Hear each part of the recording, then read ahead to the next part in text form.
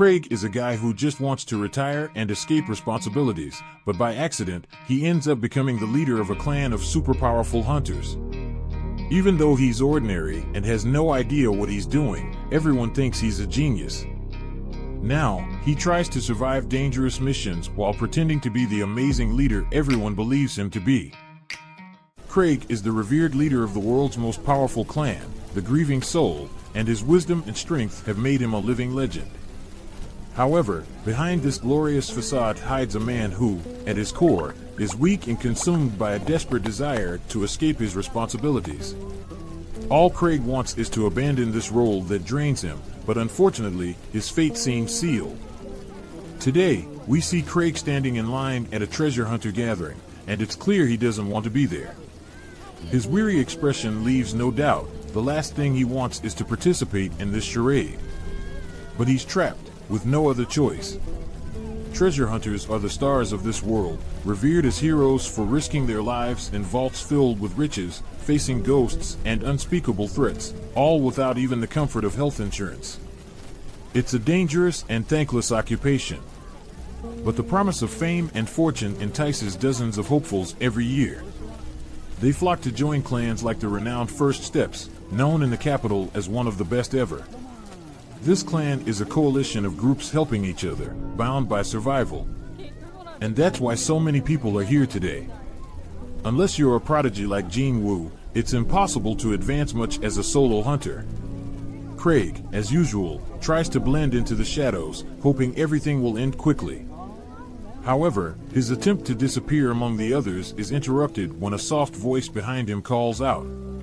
A young woman asks if he's also there to join a group. Craig, his patience worn thin, resorts to the old tactic of ignoring the speaker, hoping she'll get tired and leave. But before he knows it, she's already standing in front of him, a gentle smile on her face. My name is Ruda, she says, extending her hand in greeting. Craig, with a disinterested nod, murmurs his name, refusing to shake her offered hand. Ruda's smile falters briefly, but she recovers and starts talking nonstop. Ruda, a level 3 hunter, shares that she had been hunting alone until she encountered a vault called the White Wolf's Denver. Unable to face it alone, she's now looking to join a group. At that moment, the man ahead of them turns around and, in a condescending tone, tells Ruda she's crazy for attempting such a dangerous vault while still only a level 3 novice. He laughs, calling her an inexperienced amateur. Ruda, suddenly furious, bites her lip, her eyes blazing with anger. And at that moment, Craig deeply regrets not staying home. The metallic flash of Ruda's knives gleams for an instant, and she's about to strike the man. The air between them becomes thick, the tension unbearable. But before the situation gets out of hand, a guard approaches, reprimanding Ruda. He reminds her that they're not in the dark alleys of London, and if she continues, she'll be banned from the clan meeting. With a heavy sigh, Ruda puts her weapons away and apologizes, visibly frustrated. Craig, once again, tries to fade into the crowd, wishing to disappear. When they finally make it into the meeting, Craig can't seem to shake off Ruda. She, dazzled by the strength and prestige of the other hunters, looks like a child in front of a whole new world. Have you been here before? She asks, a bit anxious. Craig, with little emotion, responds that this is the 5th time he's attended this meeting. Ruda looks at him with a mixture of pity and disapproval. You must be a terrible hunter if you have to keep coming back here, she thinks, but doesn't dare say out loud. Among hunters, talent is everything. Even the most anonymous can, with determination and skill, rise to the top.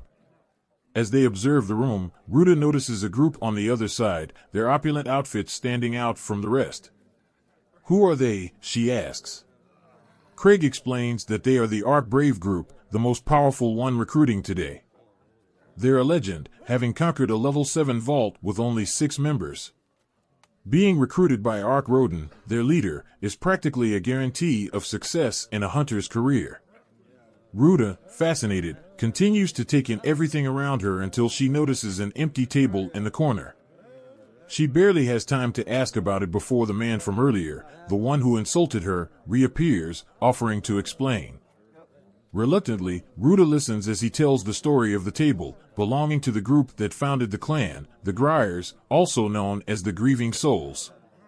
What no one knows, however, is that the legendary Grieving Souls are Craig's childhood friends. Rumors indicated they would be recruiting today, but the absence of the team suggests the rumors were false. At that moment, a young man who came to sign up for the Grieving Souls group realizes they haven't arrived yet. Arrogantly, he becomes furious, claiming he will become the strongest hunter in the world, and no other group is worth his time. Craig watches with a slight smile, finding the scene somewhat comical, while Ruta feels intimidated. The boy, after all, is a higher level than she is. The situation would escalate into a confrontation, but then a girl named Tino intervenes, determined to silence the boy with violence. For her, it's unacceptable that someone inferior dares to dream of joining the Grieving Souls. The tension in the room rises. Tino is ready to strike, and for a moment, it seems the fight will be avoided. However, Craig's provocation lights the fuse, and suddenly everyone in the room is encouraging the confrontation. Tino and the boy prepare to fight, the air boiling with imminent chaos. Craig, sensing things are about to get out of control, asks Ruta to follow him outside. But before they can leave, Tino senses a familiar presence. Her face changes instantly, and she rushes toward Craig. "Master," she exclaims, nervously asking if he saw her slip up. Craig, surprised, steps back as Ark Roden, the legendary leader of Ark Brave, approaches to greet him. Finally, the truth is revealed. Craig, the reluctant one, the weakling trying to escape attention, is the master of the Grieving Souls clan, and no one could have imagined. The impact of this revelation shocks everyone around. Now, all eyes are on him, and the weight of responsibility suffocates him once again. Craig, fighting back panic, wants only one thing: to leave, far away from it all. When Craig and his friends arrived in the capital, they were clearing out all the beginner vaults in record time. However, there was a problem. Craig had no idea what he was doing. On one of these occasions, he was saved from being devoured by a monster, but his teammates thought he had purposely let his guard down to act as bait. With no other choice, Craig went along with the story, but in reality, he was about to be eaten. They all shared the same dream, to become exceptional hunters.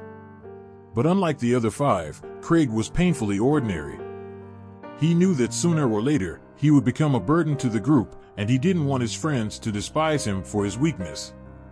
So, he made a difficult decision: he would leave the group on his own. However, when he tried to resign, things took an unexpected turn, and he ended up being named team leader. That's how he assumed his current position as leader of his incredibly talented childhood friends. But deep down, he just wished he could retire from the life of a hunter. Ruta and Greg still couldn't believe they had been talking to the clan master the whole time. As Craig sat in his chair, Ark approached and asked if he had arrived late on purpose to observe the crowd, as if he were one of the commoners. Craig denied it, explaining that he had simply overslept. But Ark, as usual, wasn't listening, firmly convinced that Craig had arrived late on purpose. No matter how much Craig tried to explain, people always interpreted him in a way that made him seem better than he actually was. Kay, on the other hand, didn't like the closeness between Ark and Craig at all and wanted to kick him out of the clan. But Craig wasn't willing to do that. Tino, a level 4 hunter, was an apprentice of one of Craig's childhood friends, Liz, and thus spent a lot of time around him. Ark asked Craig if he had any good candidates in mind for recruitment, but honestly, there was no need for new members in the clan at the moment. However, since Ark rarely recruited new members, Craig seized the opportunity and asked if Ark would seriously consider any recommendation he made. Ark responded that he would accept anyone chosen by Craig, which surprised everyone. The vice captain tried to dissuade him from such a hasty decision, but Ark interrupted, stating that anyone chosen by Craig would be worthy of joining his group. Tino started to blush, thinking Ark was considering recommending her, but she didn't like him much and was torn between accepting or not. Suddenly, the boy from earlier, whose name was Gilbert, stepped forward from the crowd, ready to beg if necessary to be accepted by Craig. Craig tried to think if Gilbert would be a good choice, but quickly gave up since he was terrible at judging people's character. Not knowing if someone would be strong in the future, Craig decided to let fate decide. He told Gilbert that he was willing to recommend him, but there was one condition. As a hunter, the most important thing is to ensure you always win. If he lacked strength, he would endanger the lives of his companions. So, Craig wanted him to demonstrate his ability to always win. Craig then removed one of his magic rings and announced to all the hunters present that the first person to present the ring to Ark would be accepted into his group. With that, he threw the ring into the crowd, awaiting the chaos. Gilbert was the first to grab the ring, but that didn't last long, as Tino leaped on him, hitting him so hard he was sent to the other side of the room.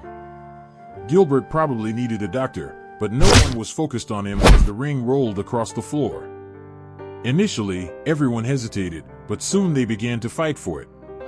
At this point, Craig decided to leave.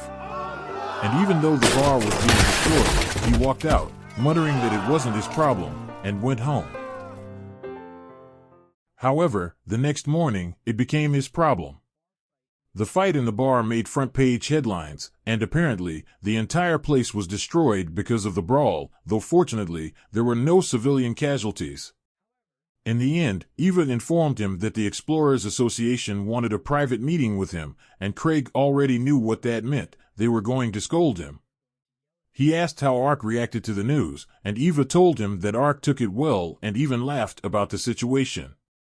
With Ark not being angry, Craig wanted to take advantage of his good mood to send him the bill for the bar's reconstruction, as well as ask him to handle the association's meeting. But Eva informed him that the meeting was specifically for him, so there was no way to avoid it this time. Even if he tried to ignore it, the association's manager, Gar, would come after him, as he always did. So, Craig gave in and agreed to attend the meeting, but he planned to use his secret weapon, begging and apologizing. He argued that the only damage was to the bar, and since no one was hurt and the bar owner had been compensated, there shouldn't be any more issues. Gar didn't even have a chance to yell at Craig, as upon seeing him apologize, he decided to let the matter go for now. However, even without official complaints against him, Craig still needed to take responsibility for his actions. That's when Gar assigned him a mission, without giving him the right to refuse. The association receives all kinds of missions for hunters, but with the large volume, some are so difficult or pay so little that no one wants to take them. These missions are known as chores, and Craig really didn't want to deal with one of those. He tried to pretend he was too important to be assigned such a mundane task, but Gar didn't let him escape this time, forcing him to choose. Craig opened the mission book and began searching for the easiest one. Among all those available, the lowest level was 3, so he chose that one. He planned to pass the job to Ark, but when he went to look for him, he was informed by Tino that Ark was in a meeting with some nobles and would be away for a while. With few options left to get rid of the job, Craig noticed that Tino was wearing his ring, meaning she had won the game the day before. Setting that aside, he asked if she was free at the moment. Tino, excited, thought he was going to ask her out, but to her disappointment, Craig said he had a mission for her. She immediately ran off, but even though she was fast, Craig had his methods. He summoned his chain hound, Silver, and ordered it to capture Tino. It didn't take long before she was tied to a chair as Craig explained the mission. Tino felt betrayed, as she had just wanted to go on a date with Craig, but now he was forcing her to take on a terrible mission alone. Craig asked if the problem was that she didn't want to do the mission alone, and Tino responded that she wouldn't mind if Craig went with her.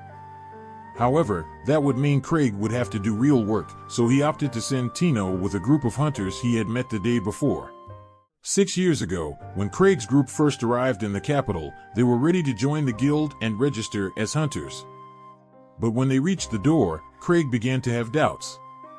Luke, ever confident, told him to stop worrying since it was Craig himself who suggested they should be the best in the capital. The problem was that Craig wasn't doubting Luke's strength, he knew he would end up dragging the whole group down. Luke, however, ignored these concerns, pushed open the guild doors with confidence, and declared himself the strongest swordsman in the world. Shortly after, Liz followed suit, proclaiming herself the strongest thief in the world. After such a grand entrance, there was no turning back. Craig approached the reception to register the group, but secretly wished they had regretted choosing him as their leader. When it came time to name the group, Craig, without thinking much, chose something dark, soul lamenting. The others found the name a bit heavy and melancholic, but when Craig tried to use his terrible taste in names as an excuse to step down as leader, everyone changed their minds and said they loved the name. Now, in the present, Craig calls a meeting with the people he wants to delegate his work to.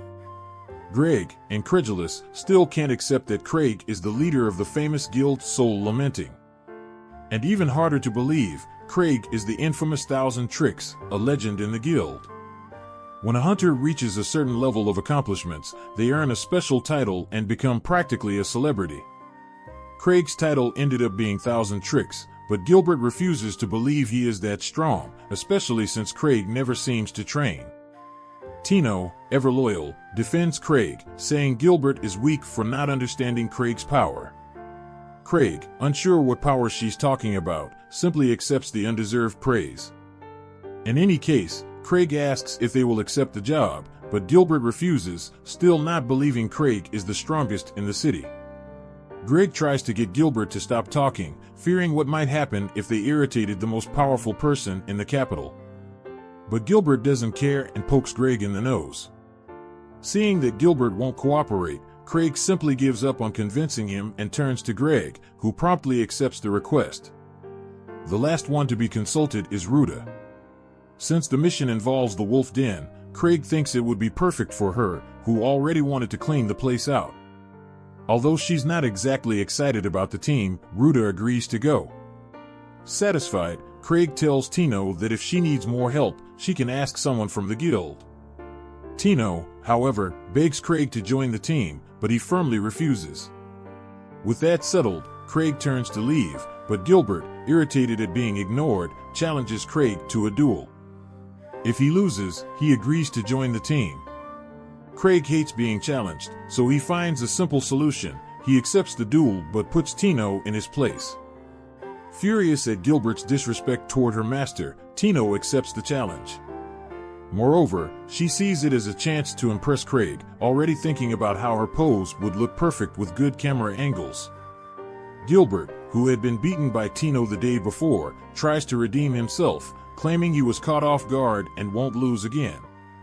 Craig, already tired of all this, comments that Tino is level 4, just like Gilbert. Tino, full of confidence, throws her weapons on the ground, asserting that there's no way she can lose to someone like him. Ruta and Greg start to worry. After all, even though Tino is stronger, fighting without weapons is an unnecessary risk. Normally, Tino would have the advantage, as despite being at the same level, she earned all her levels in solo missions and has plenty of experience in human combat. But Gilbert possesses the Eternal Flame Sword, which could turn the tide, if he knew how to use it properly. In a foolish gesture of pride, Gilbert also throws his sword to the ground, determined to fight on equal terms. Now, Tino is sure she will win and even makes plans to get ice cream with Craig afterward. When the fight begins, Tino charges forward and lands a punch on Gilbert's face. He tries to dodge, but ends up taking a kick. He is knocked back, just like the day before.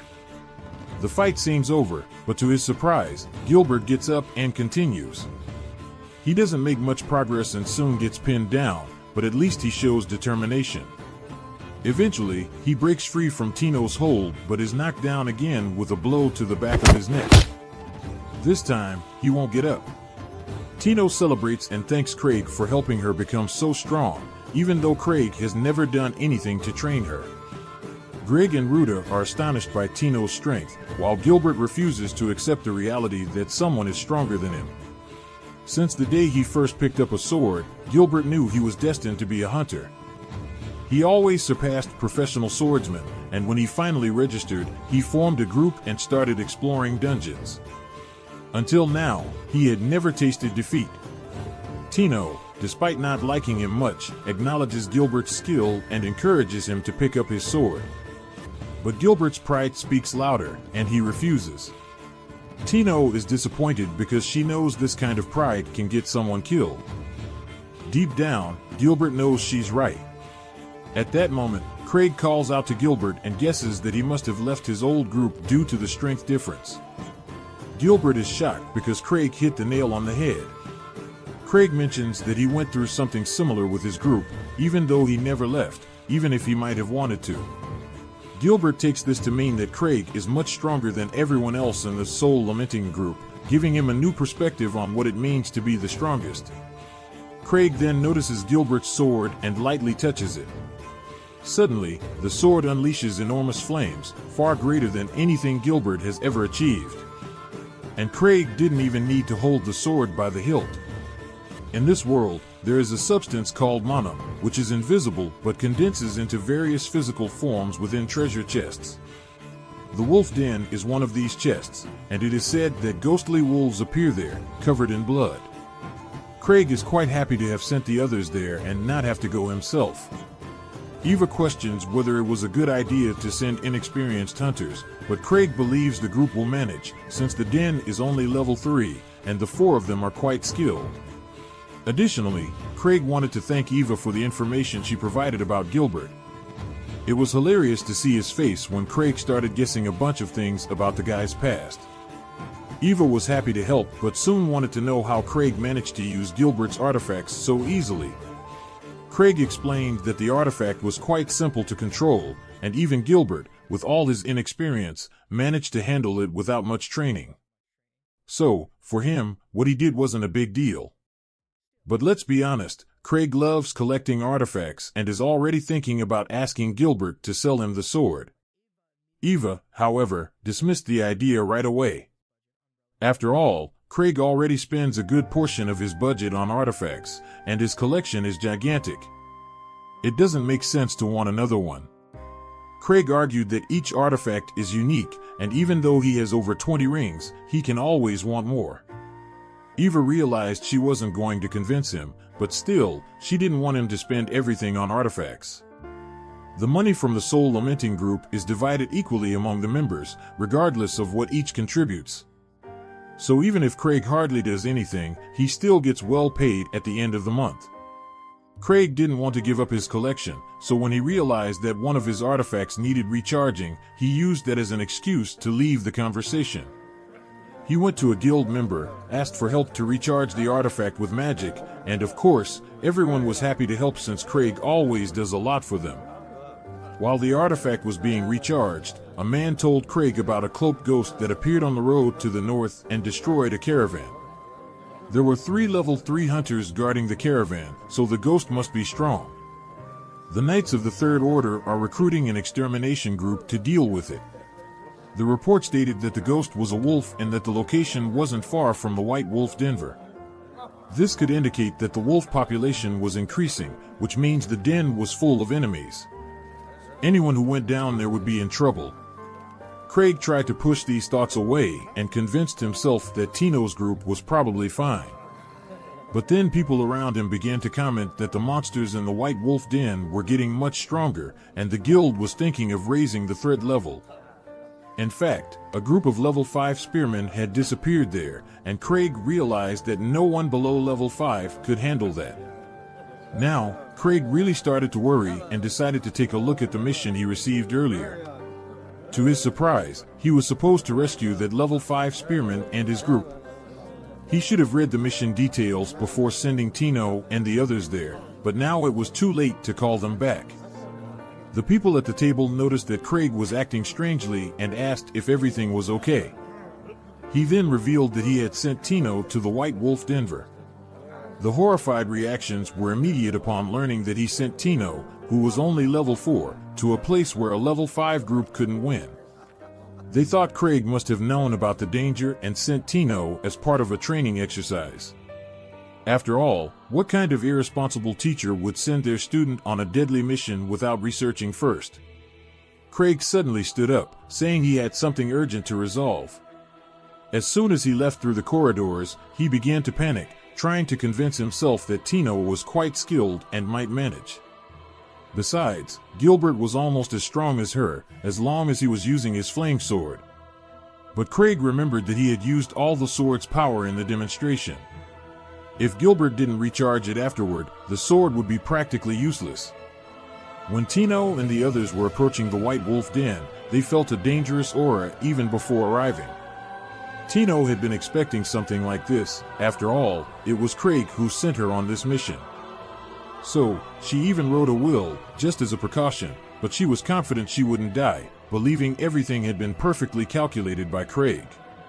She believed that Craig's choice of sending them on the mission was a very deliberate decision, but Greg thought that was impossible since Craig had only met them the day before.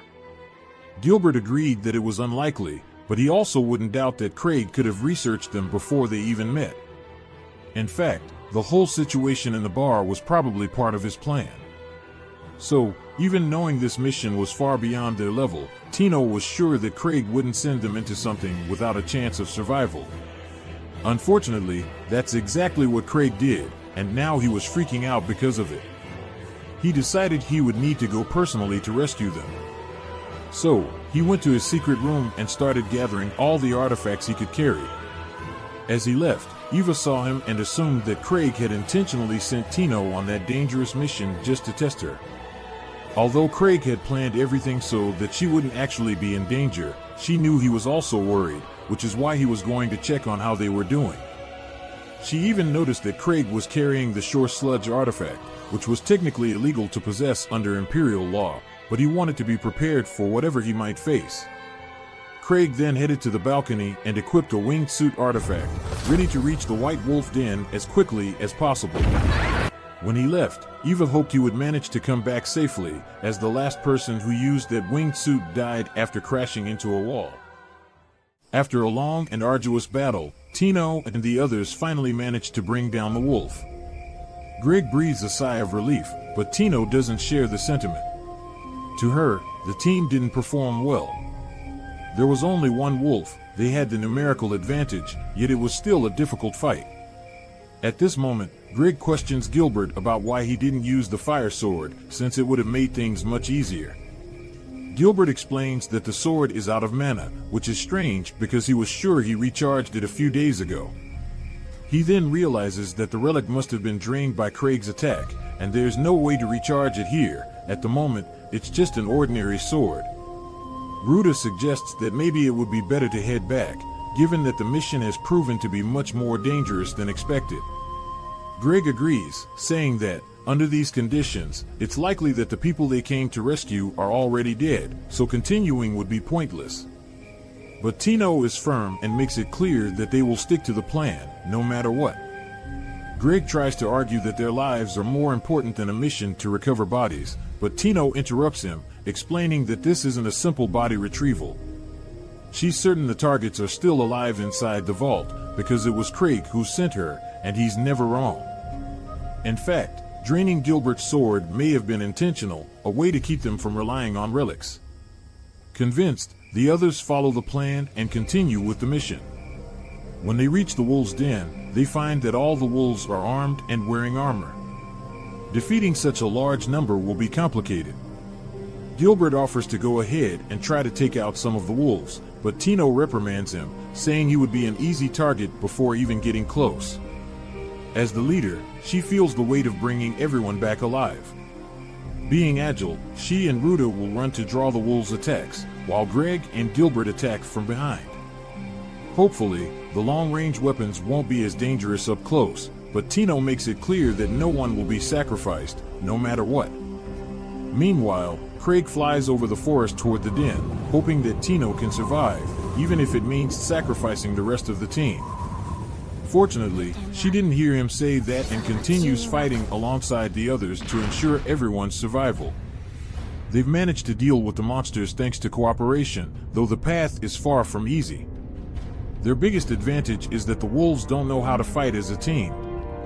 With more wolves approaching, Gilbert and Greg feel confident that they can take them down. Tino acknowledges that, for an improvised team, they're doing surprisingly well. She doesn't like Gilbert's attitude, but she has to admit he's a strong fighter, and Greg, with his experience, knows how to coordinate. Ruda, although not a great combatant, makes up for it by handling all the recon, allowing Tino to focus on the battle. She believes that every detail of this team was carefully planned by Craig and starts to pray to him, almost like a god. Gilbert, while fighting a wolf, recalls the last time he spoke with his old group. He had reprimanded them for not being up to the task, and they admitted that they simply couldn't keep up with him.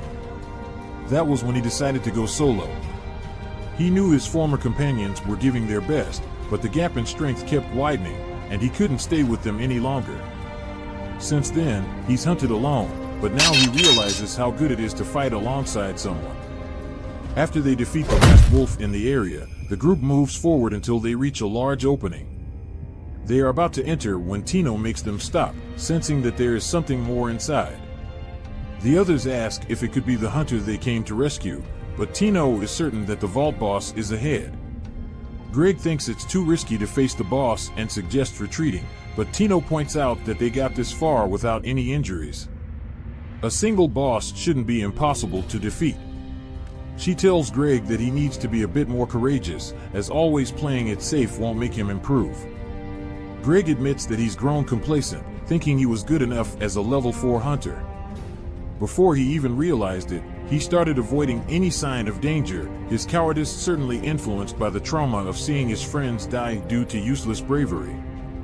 No one would blame him for wanting a safe life, but the fact that he sought out the First Steps clan shows that he wants to grow, and Craig must have noticed that when he put him on the team.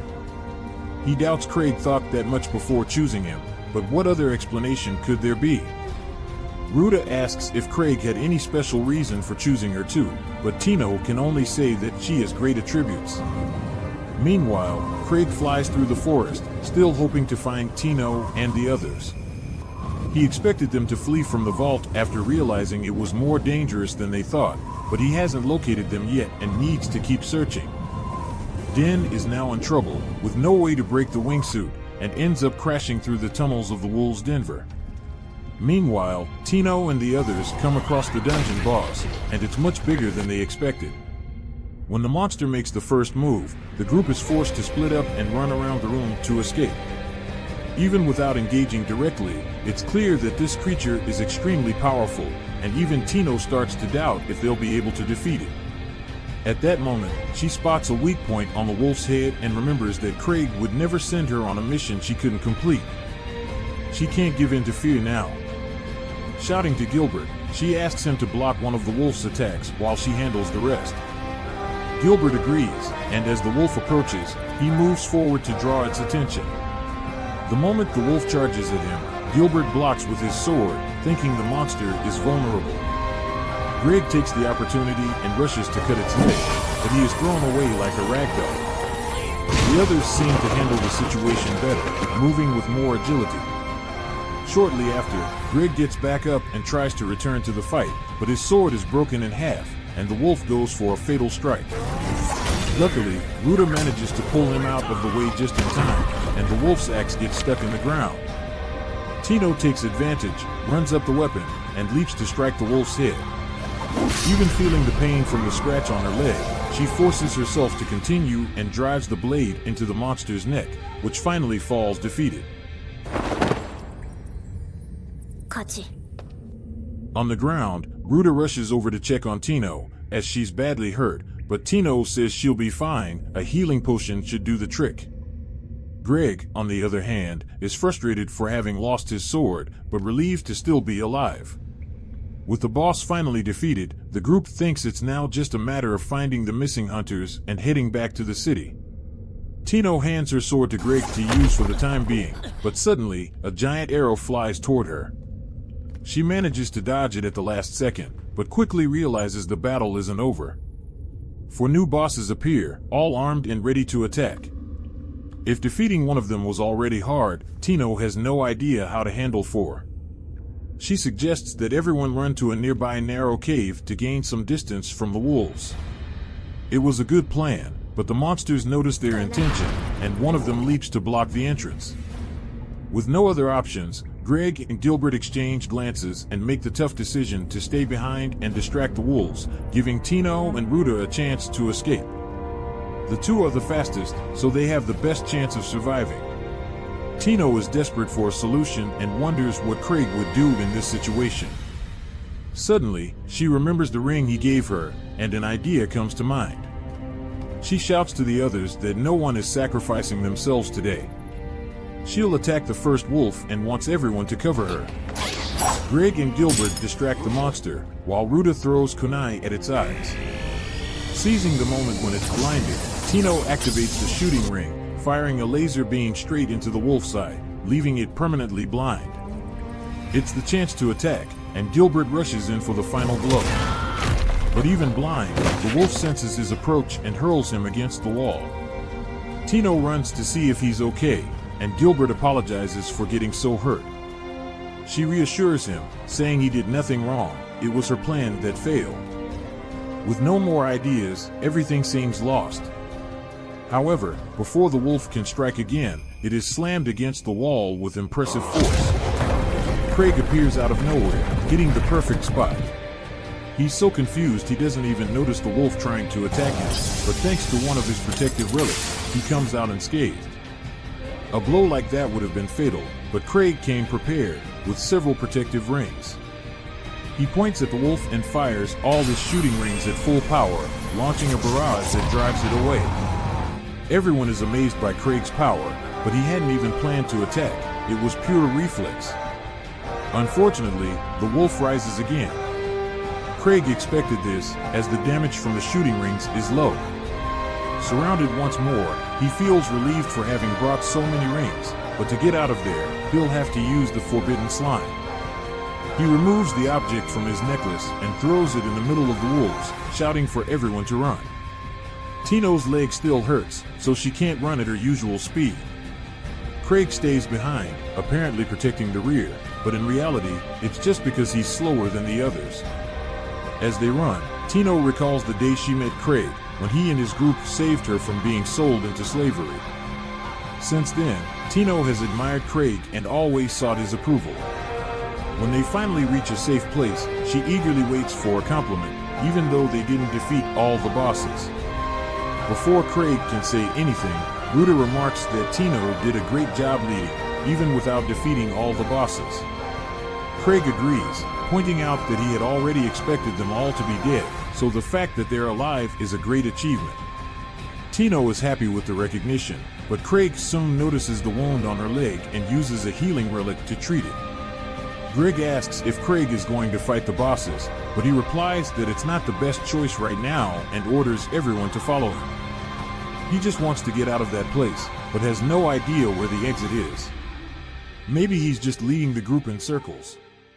Tino and Ruta are both thieves, so they would really like to do some scouting or something like that. But even so, they have complete faith that Craig knows where he's going, even if he's not sure himself.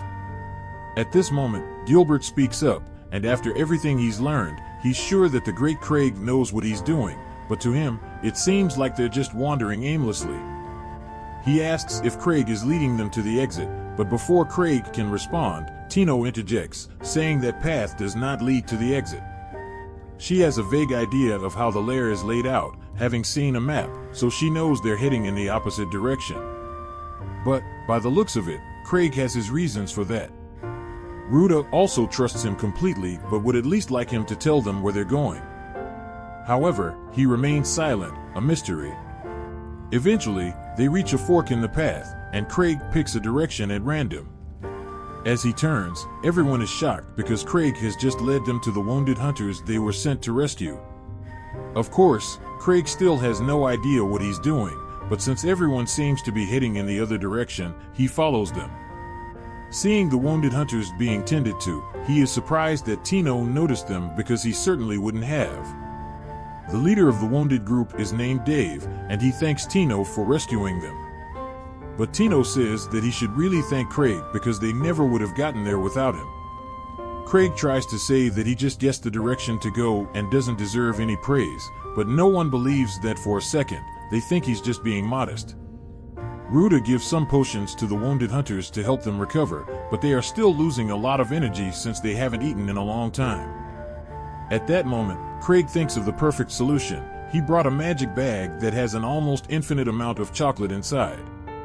Of course, the only thing the bag can store is chocolate, so it's pretty useless outside of this specific situation.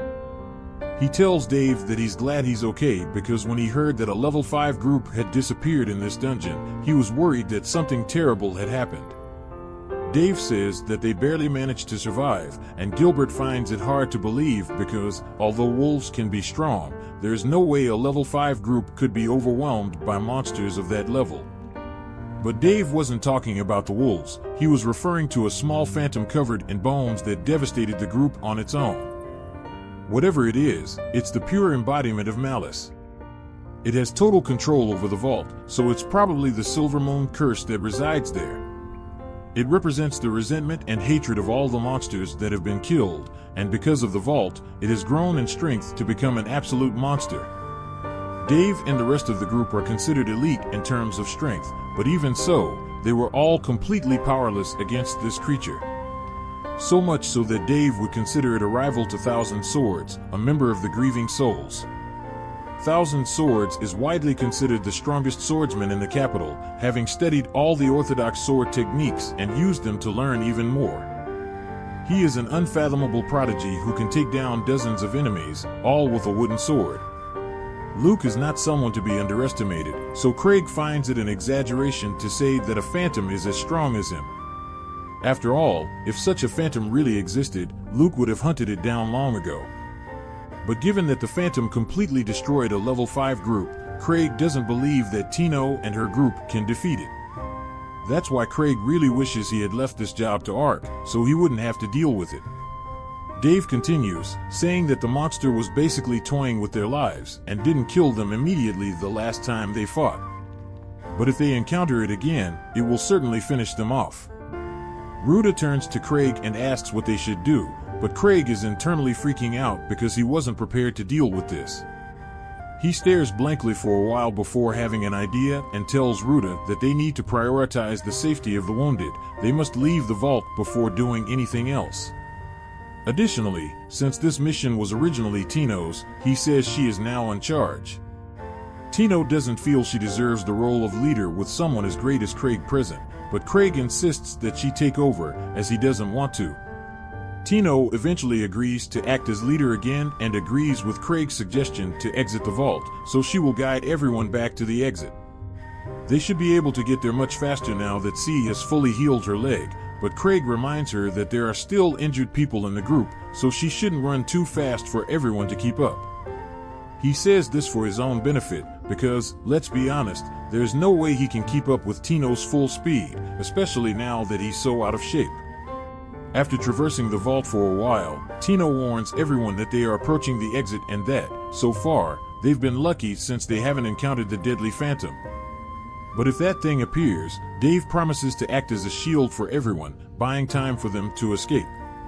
Teo reassures him, saying that won't be necessary, as long as Craig is with them, she is sure they will all get out alive. But, in reality, Craig isn't so confident. He is seriously considering grabbing Tino and abandoning the rest if the monster shows up, but for now, he decides to keep up a cheerful facade. He still has 5 safety rings, so he can at least survive for a while if he has to fight, but he doesn't have any useful relics with him. The shooting rings don't work, and he dropped the only relic sword he had while flying here, so it's hard to be optimistic. At that moment, everyone senses something approaching and quickly prepares for battle. Craig and the others stand in front of Tino, ready to keep her safe. Craig doesn't have any attack relics, but he's willing to use his body as a human missile with the wingsuit if necessary. The atmosphere in the cave changes as the phantom approaches. Everyone is terrified, realizing they don't stand a chance against it. But Tino sees something even more terrifying appearing behind the monster, and a feeling of impending doom washes over her, causing her to plead with Craig for help. Craig seems to recognize who the second figure is, but he is more confused than scared, not understanding what she's doing there. Then, the second figure moves quickly and takes down the phantom with a powerful kick. After that display of strength, there is no doubt in Craig's mind that it's Liz. She approaches Craig and asks, just to be sure, if it was okay for her to kick that thing against the wall because she really doesn't know what's going on here. Craig replies that there's nothing to worry about, and she feels relieved to hear that. Finally finding Craig, she reveals that she found one of his relic swords on the ground while coming here. Ruda and Greg immediately recognize who Liz is, but Dave has never heard of her, so Liz gets angry, not believing there are hunters who don't know the grieving souls. She was already having a bad day before arriving, because she rushed home just to see Craig, and then found out he had gone to that vault. At first, she thought Craig was worrying too much since she was sure Tino could handle the mission on her own. So, imagine how disappointed she feels to find out that Tino couldn't handle such a simple vault. Gilbert tries to defend Tino, explaining that she did nothing wrong, but Liz doesn't want to hear it and kicks him against the wall, nearly killing him with that blow. Now that there are no more distractions, she goes back to yelling at Tino, calling her weak and incompetent, especially after all the training she's been through. Tino starts begging for forgiveness, and Craig feels sorry for her, thinking that Liz is being too harsh. While Liz is still yelling at Tino, the Phantom recovers from the kick, and both Greg and Ruda start pouring healing potions on Gilbert to keep him alive.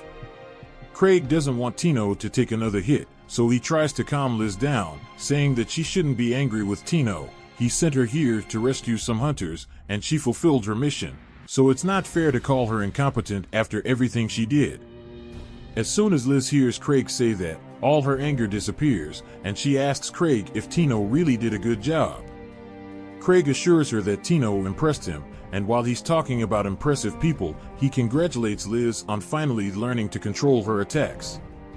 Liz beams with pride at the praise, though she still doesn't understand why she should make some of her attacks weaker. But since Craig always insisted on it, she learned to tone down her blows. Craig is glad she took his advice, but she may need to work on it a bit more, since Gilbert is in critical condition because of her warning strike. Tino once again apologizes for all the trouble she caused, but Liz is no longer angry about it. She tells Tino that she has good talent, but she's going to need to work much harder to make up for her lack of strength. Now, the Phantom has joined one of the wolf bosses and is preparing to attack the group again. While everyone else is terrified, Liz is just annoyed because the monster had the audacity to pull out a machine gun as if it was going to do something. She grabs her mask, and as the wolf starts shooting at her, she just stands still, as the bullets are moving too slowly to really be a threat. When the gun runs out of ammo, Liz is still unharmed, and not only does she have some of the bullets in her hand, but she also had time to create a pattern with the rest of the bullets she caught. She had calmed her anger earlier, but after learning that Tino was losing to an armed monster, she is even angrier than before. Liz had been dodging bullets since she was 10, so it's an insult to her strength that a monster would point a gun at her and think it would work. Determined to show how easy it is to defeat a phantom like that, she does a somersault in the air, and as she comes down, she kicks straight through the huge wolf, splitting it in half and causing it to explode. That was nothing difficult, and she doesn't understand why Tino didn't do the same to defeat the wolf long ago. As she speaks, the phantom draws its sword and charges toward Liz. But, just like in the first encounter, Liz thinks it should have been easy for Tino to deal with something so weak. After grabbing its sword with 2 fingers, she flings it into the air and begins delivering consecutive punches, freeing Tino for being too weak to do it herself. Tino bursts into tears, and Craig feels bad for her, but this is a common occurrence with Liz as a trainer. Liz is the fastest hunter in the world, and her incredible speed has earned her the nickname Silent Shadow. When it's all over, Tino, Greg, Ruda, and Gilbert find themselves at the guild, and Gilbert informs everyone that he wants to give Craig his fire sword because he realized he was relying too much on it. He intends to train his body from scratch until he's capable of catching bullets like Liz. None of the others think he'll be able to do it, but if he's serious about wanting to be like Liz, Tino thinks he should know something about the masks they use. Everyone believes Craig did this intentionally to conceal the group's intentions, but actually, when he ordered the masks for the grieving souls 6 years ago, he forgot to make holes for the eyes. So, everyone in the group basically fights blind all the time. Now that they have avoided a crisis, it's good to remember the Shatorai slime, the one Craig used as a distraction. This slime is not just anything, it was created by the world's greatest alchemist, Shatorai Smart, who is an old friend of Craig. In one of her bold experiments, Shatorai ended up creating this peculiar slime. Thinking it would be safer, she entrusted it to Craig, who accepted the vial without issue, believing it was just an innocuous liquid. But when he tried to open it, Shatorai immediately stopped him, warning that it could destroy the capital. Despite the warning, Craig ended up releasing the slime. He still refuses to believe it and hopes the slime will magically appear in his room, but to no avail. He then sits on the bed, trying to think logically. Remembering the moment in the White Wolf Den when he opened the vial and saw nothing inside, he concludes that the container was empty the whole time. Or at least, that's what he tries to believe. Meanwhile, at the White Wolf Den, the association has sent an investigation team to check out the strange events. Craig, so worried about the disappearance of the slime, hardly slept. As he walks down the hallway, he encounters Eva, who informs him that GAR wants a detailed report on what happened at the den. Craig, with no desire to deal with it, asks if Tino could do the report since she was technically the mission leader. Eva would like to ask the same, but Tino is busy training with Liz. Changing the subject, Craig asks if Eva has heard any strange news in the capital, but she assures him that everything is calm. He relaxes a bit, but Eva, noticing Craig's nervousness, promises to investigate anything suspicious in the capital. Desperate for her not to discover the slime, Craig tries to change the subject and decides to head to the training hall to see Tino. Eva watches Craig leave, recalling how he always seems lazy but has an uncanny ability to foresee disasters and anomalies with very little information. At first, she thought it was pure luck, but after so many accurate predictions, she learned to trust him completely. If Craig is worried about the capital, then she stays alert. Arriving at the training hall, Craig finds a group of hunters waiting outside. The leader, Sten, pleads with him to interrupt Liz, as no one has been able to train with her inside. Liz, in her battle mode, is too intimidating. While Craig understands, he hesitates, knowing that interrupting Liz could be dangerous. But when he opens the door, he sees Tino on the ground, exhausted, and Liz about to deliver a final blow, complaining about her weakness. Craig intervenes, suggesting that Tino has already reached her limit for today. Liz, however, suspects that Craig wants her to go easy on Tino and even teases him, asking if he intends to stop her. He confirms this, and she reluctantly agrees, but before he can pull her away, Tino crawls up, insisting on continuing. With no other option, Craig locks the door to the hall and informs the others that the space will be off limits for today. Sven, resigned, suggests that at least Tino will come out of this training stronger. However, before Craig leaves, Sven mentions a ghost invasion on the northern route, with a group from the Order of Knights already defeated. Craig recalls reports of recent attacks near the den and realizes this may be connected to Gar's request for a meeting. Not wanting to take responsibility, he merely wishes Ark were around to handle the situation. Ark, being the reliable leader he is, would surely manage it. Until then, Craig plans to delay his involvement as much as possible, casually suggesting that Sven go to Gar's office and take the mission in his place. Craig bids farewell, leaving Sven confused and impressed by Craig's apparent calmness, unaware that he just wants to avoid the task. The newest subordinate in the clan doesn't understand why Craig is so respected. To him, Craig seems like the type of leader who just sits back and lets others do all the work. Sven, a veteran in the clan, smiles and replies that Craig has always been like that, but that doesn't mean he's inactive. Behind the scenes, Craig works to keep everything running smoothly. He warns the newbie, never underestimate Craig. When it's necessary, he becomes a real monster. Meanwhile, in Gar's office, a new report comes in. The ley lines near the White Wolf Den have not changed, but there are still no answers to explain the strange events occurring in the area. Gar is convinced that Craig knows more than he lets on, especially since he rarely goes to the vaults, but recently announced that he would check in on the vault. Determined not to let Craig evade questions, Gar intends to pay him a personal visit. Unaware of all this, Craig has no idea what is to come. But what no one knows is that something big is indeed happening in the vault. The Akashic Tower has been conducting secret experiments there, drawing on the immense power of the ley lines. The ambitious goal is to create treasure vaults at will, if the Great Mage's theory is correct. However, the risk of being discovered by the association is growing, and the Great Mage is tense. His followers question why Sophie Black, responsible for defense, is not on site, but the Great Mage assures them that she is already on her way to ensure that the association's investigation does not compromise the operation. Meanwhile, Craig is having a terrifying nightmare about Shatori's slime causing a disaster. Upon waking, gasping for breath, he can't control the panic, remembering that he still has no idea of the true destructive potential of that slime. The noise wakes Liz, who, surprised, is in bed next to him, but Craig, already used to her sneakiness, just tries to relax. Liz asks if he is busy today, and Craig, still under the effect of the nightmare, sees her invitation as a chance to clear his head. GAR, on the other hand, arrives looking for Craig, determined to finally confront him. The receptionist is surprised by his in-person visit, but he knows this is the only way to avoid being ignored again. As Craig and Liz come down the stairs, Liz spots GAR and, irritated, realizes he is about to interrupt her meeting with Craig.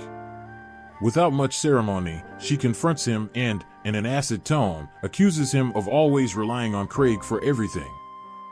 GAR, holding onto his patience, tries to remain polite and asks about the report from the Night Palace vault, but Liz ignores him, seizing the opportunity to insult him. When she finally kicks him, GAR loses his patience and decides to show that he is not a fool either. Craig, for his part, does not want to be part of this mess, so he casually pulls Gar's assistant aside and asks if she would prefer to discuss the reconnaissance results. She informs him that the ley lines are normal, which is a relief for Craig, but he soon realizes that there is a more urgent problem at hand.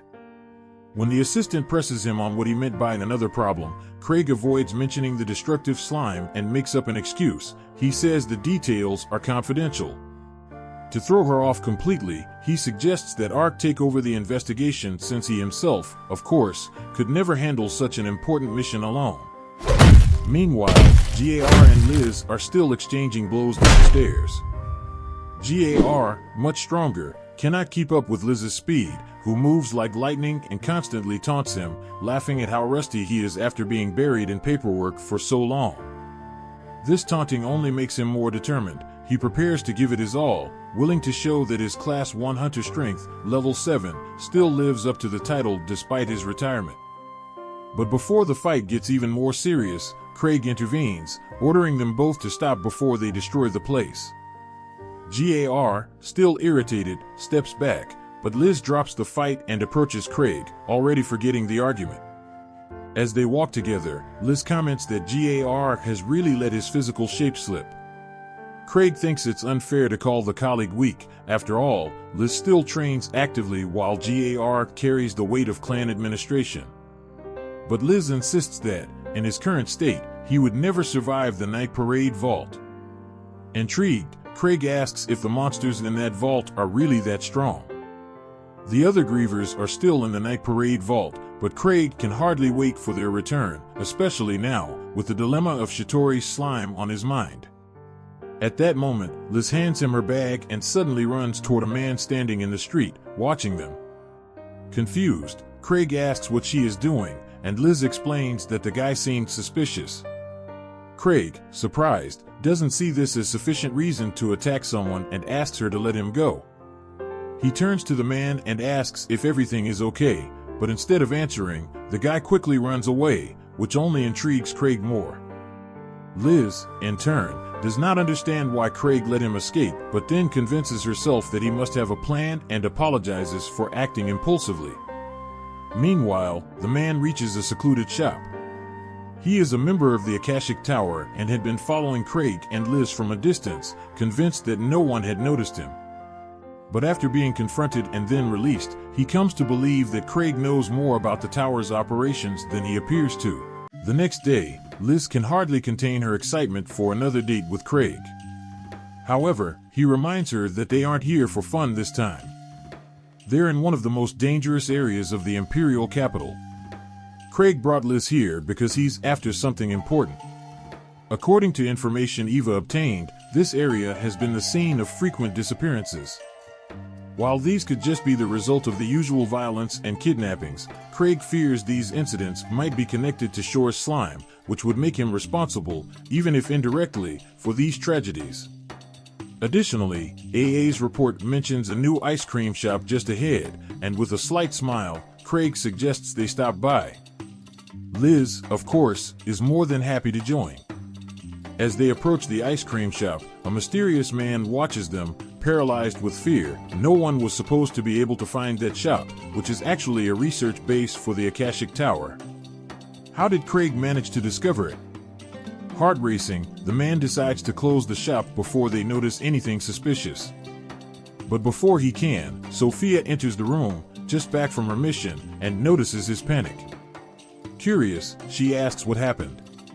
A few minutes later, Craig and Liz arrive at the shop, only to find it locked. Liz is furious. Her chance to have ice cream with Craig vanished before her eyes. And, as usual, she tries to solve the problem directly. She threatens to break down the door. Inside, the Akashic Tower member can only hope she gives up. Before things get out of hand, Craig intervenes, suggesting that maybe the place just ran out of ice cream. Reluctantly, Liz agrees and drops the idea. Back at the clan office, Liz is still disappointed about missing her moment with Craig, while he, lost in thought, ponders the presence of Shore's slime in the city and the urgency of dealing with it. He turns to Liz and asks when Shatorai is expected back from the Night Palace vault, as there's something specific he needs to discuss with her. Since Shatorai won't return anytime soon, Liz offers to help however she can. Craig explains that he needs information on a specific magical creature, a subject Liz knows well. At that moment, Ava enters with a determined expression, bringing a list of candidates to join the investigation of the White Wolf Den. Stan and the other members of the Obsidian Cross are already on site, but Ark, essential to the mission, is absent. Ava expects Craig to approve the list, but he, absorbed in his thoughts, just signals her to handle it herself. He trusts her judgment, leaving the responsibility in her hands. Meanwhile, on the other side of the city, the Akashic Tower is in turmoil. The members gather to discuss how Craig managed to locate their secret base, cleverly disguised as an ice cream shop. Craig's calmness in pretending to believe it was just a simple store suggests he's far ahead of them, and this causes panic and uncertainty among the members. The leader finally turns to Sophia for a solution. With a cold smile, she proposes something drastic: declare war on Craig's clan. The other members of Akashic are incredulous. Does she really think they can defeat the first step? Sophia states, without hesitation, that the Akashic Tower is the seeker of truth and should never retreat, even against an elite hunting group. This is the perfect opportunity to test their new defense. If they can eliminate Craig's group, there will be no one left to threaten them. Convinced by Sophia's boldness, the leader seriously considers her proposal, knowing that if they have indeed been discovered, they have no choice but to fight. Craig realizes they won't get out of this without facing a battle. He looks at Sophia and tells her she's free to do as she wishes. Sophia lights up at this, knowing she'll finally get to enjoy herself. Meanwhile, Tino has just recovered from a near-death experience during training with Liz. She knows Liz wasn't actually trying to kill her, but it was close. Determined to celebrate her recovery, Tino goes out for a stroll around the city. On her way, she notices several carriages parked and, stranger still, the clan hall crowded with hunters. Curious, she approaches one of them and asks what's happening. Swa explains that the association organized a large joint effort to investigate the White Wolf Denver. But even knowing this, Tino thinks it's excessive to have so many people involved. The hunter explains that Craig wanted to send Ark, and all these people are there to fill his absence. Ark is one of the world's strongest level 7 hunters, so without him, they need a large team to compensate. A little later, Ava brings Craig to greet the hunters, but he's completely baffled about why they're all there. Ava informs him of the situation and explains that since Ark isn't there to lead the mission, she took the liberty of gathering a team large enough to make up for his strength.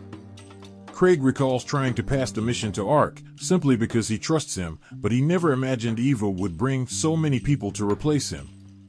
On top of that, he's not even sure if he'll have enough money to pay them all.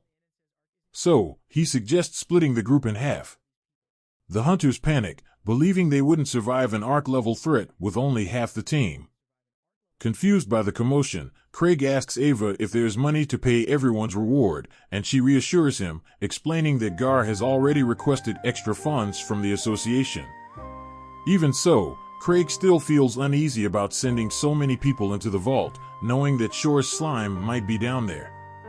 But he's not about to explain himself, so he agrees to let them go, and if anything goes wrong, he'll play dumb. At that moment, Liz shows up and starts mocking the hunters, saying that if it were her, she'd go alone.